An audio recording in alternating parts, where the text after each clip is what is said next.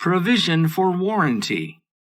XYZ Co. sells goods with a 1-year warranty, under which customers are covered for any defect that becomes apparent within a year of purchase.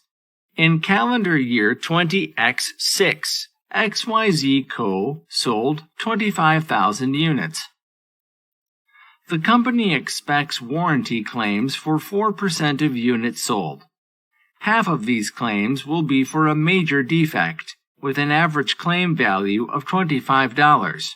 The other half of these claims will be for a minor defect, with an average claim value of $5.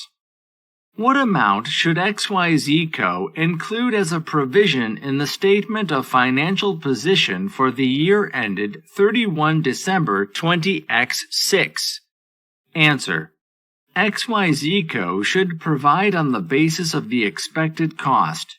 The expected cost would be calculated as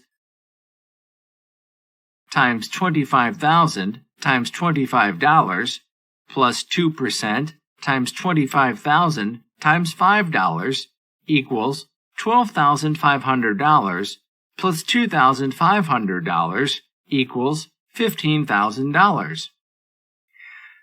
Debit warranty expense, $15,000. Credit provision for warranty, $15,000.